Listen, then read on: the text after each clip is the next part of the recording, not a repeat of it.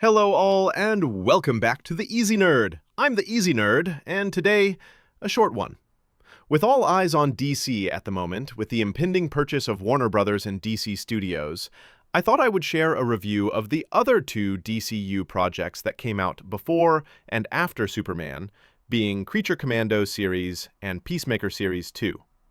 Remember, just my opinion, not the right opinion, and I'd love to hear yours in the comments. Let's start with the Creature Commandos animated series first. I didn't think it was good, but it was just about decent for a superhero animated series.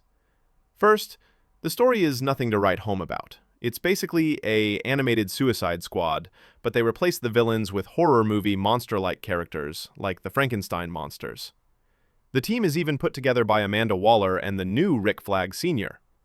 The team are sent to a fictional country to stop the Wonder Woman villain, Seer, from assassinating the country's leader, Ilana Rostovich, with every episode having flashbacks to the character's origins.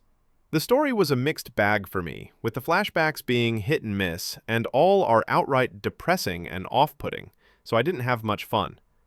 The present-day story has some cool future visions of dead heroes like Superman, Batman, Peacemaker, etc., but ultimately, I didn't feel like it was going anywhere because it's an animated series, and when the series ends, it just ends with the team killing Ilana Rostovich. It wasn't a bad finale, but I just felt like the story was a mixed bag overall.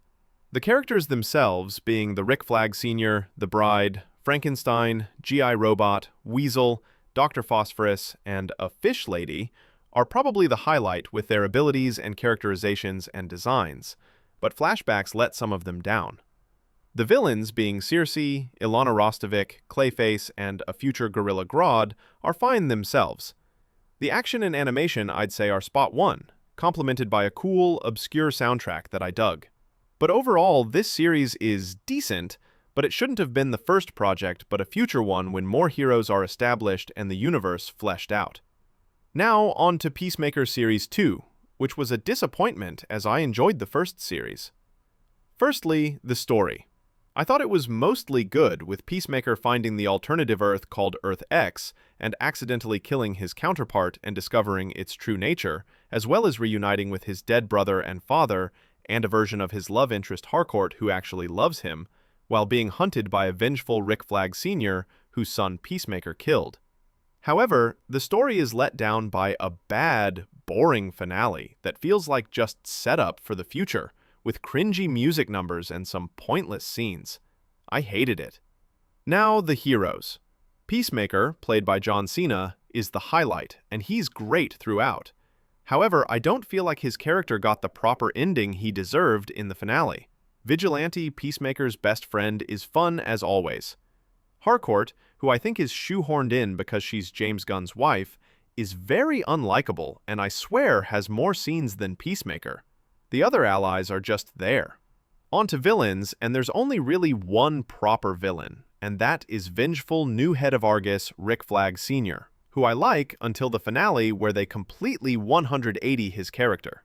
The action when we see it is good throughout, costumes and effects good, and the soundtrack is good in particular. The new opening song is good, but we didn't need a whole performance of it in the finale.